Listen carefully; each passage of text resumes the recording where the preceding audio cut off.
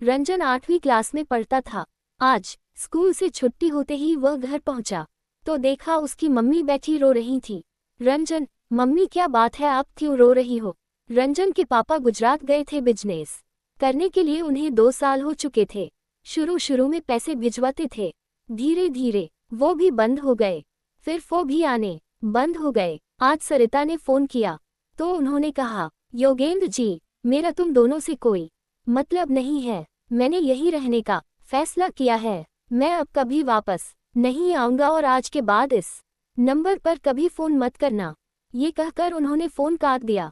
सरिता जी इस बात को सुनकर तब से रोया जा रही थी। रंजन, मम्मी आप चिंता मत करो, मैं कल से कोई काम ढूंढ लेता हूँ।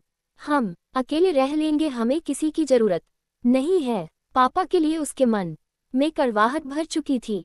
वह अपनी माँ को सांत्वना देने में लगा था।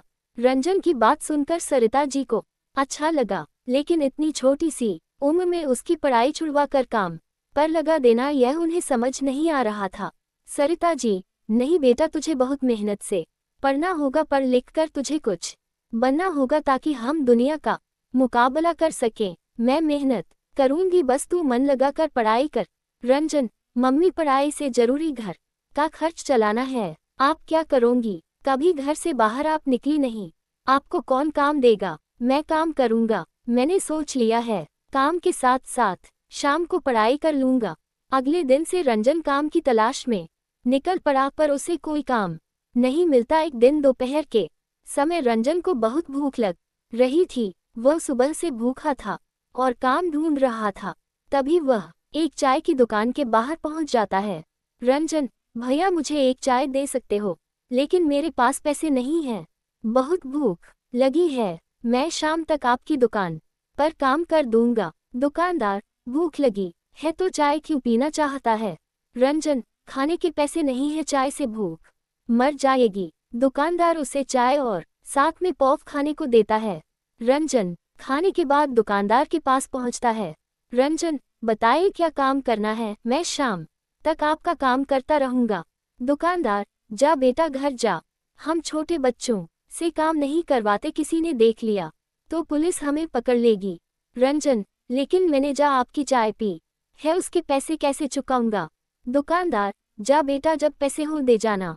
रंजन, नहीं, मुझे कुछ न कुछ काम बताइए, मैं कर दूंगा। दुकानदार, अच्छा एक काम कर, बड़े चौराहे पर एक बेकरी है, वहां से मुझे पाव ला दे, ये ले पैसे और मेरी साइकिल ले जा।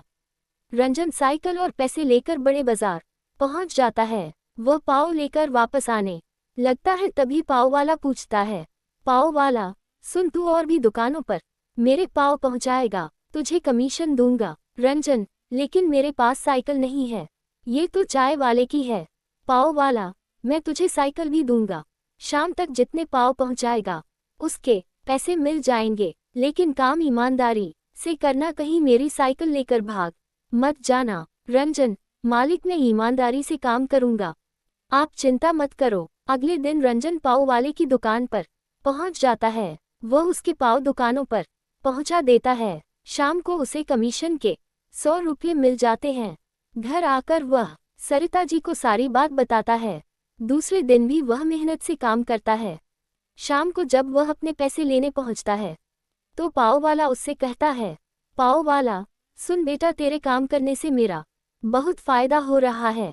कल तू पाव देने के बाद दूसरे बाजार में जाकर ये पाव वहां की दुकान वालों को दिखाना, क्या पता वहां से ऑर्डर मिलने लगे, इससे मेरी भी कमाई होगी और तेरी भी। रंजन ऐसा ही करता है।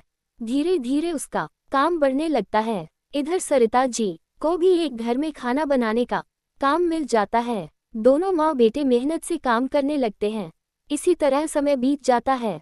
8 साल बाद रंजन बहुत पैसा कमाने लगता है।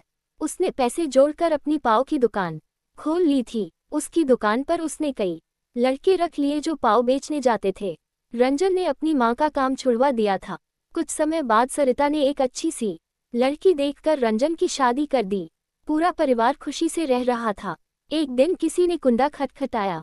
सरिता, अब आप क्यों आए हो? योगेंद्र जी फूट फूट कर रोने लगे।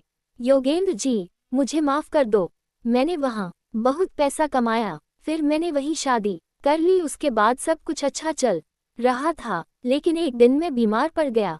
मेरी पत्नी सारा पैसा और जेवर लेकर चली गई। मैं अकेला बीमारी से लड़ता रहा। मेरी हालत ऐसी हो गई, अब न मेरे पास घर है, न खाने को रोटी, न पहनने को कपड़े। मैंने तुम लोगों के साथ बहुत बुरा किया, लेकिन अब मैं कहाँ जाऊँ, मुझे कुछ समझ नहीं आ रहा था, इसलिए मैं यहाँ चला आया। सरिता, आपको पता है हमने कैसे दिन काटे हैं। रंजन ने पढ़ाई छोड़कर दिन रात मेहनत की, तब कहीं जाकर ये सब बना पाया। मैं तो आपको माफ भी कर दूं, लेकिन वह कभी आपको माफ नहीं करेगा। शाम को रंजन आया तो उसे सारी बात का पता लगा। रंजन, माँ इनसे कहो यहाँ से चले जाएं, मुझे इनसे कोई मतलब नहीं है। सरिता जी बैठी रो रही थी। उन्हें रोता देख रंजन ने कहा, रंजन, मम्मी मैं आपको रोते नहीं देख सकता। ये बाहर वाले कमरे में रह सकते हैं, लेकिन हम लोगों से कोई मतलब नहीं होगा। आप इनका खाना वहीं पहुंचा देना। योगेंद्र जी को बाहर के कमरे में ठहरा दिया जाता है, लेकिन घर का कोई सदस्य उनसे बात नहीं करता था।